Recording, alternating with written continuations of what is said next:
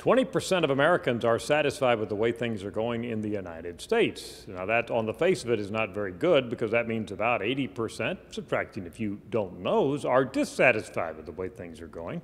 Let's put it in some context. Indeed, that's lower than most of the months so far this year. It was 18% satisfaction at the beginning of the year in January, but it had risen to 26% in March, and in April and May was 24%. So we're kind of going downhill rather than uphill on this key satisfaction measure.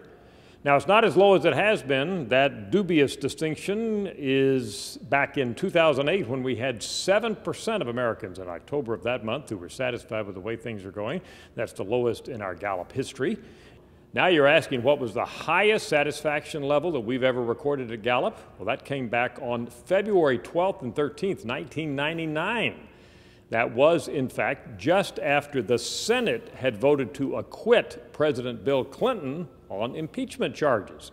And that night, February 12th, and the next night, the 13th, we were in the field and we interviewed Americans, and 71% were satisfied, apparently, with the fact that the Senate had acquitted Bill Clinton.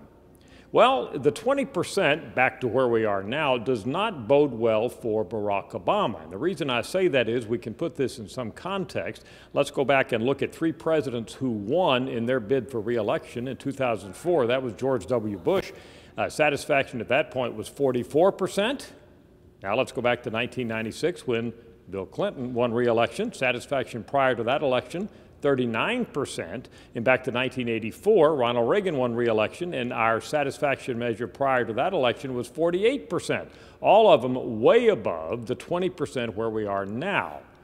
Now, let's look at the downside for Obama. 1992, when George H.W. Bush was defeated, our satisfaction measure then was 22%, very close to where it is now.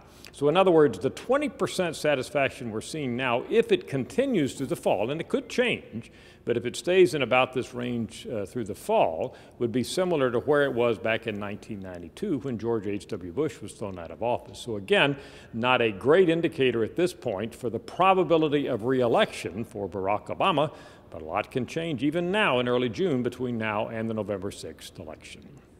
That's an update for you on our monthly satisfaction measure. I'm Dr. Frank Newport, Gallup Editor-in-Chief.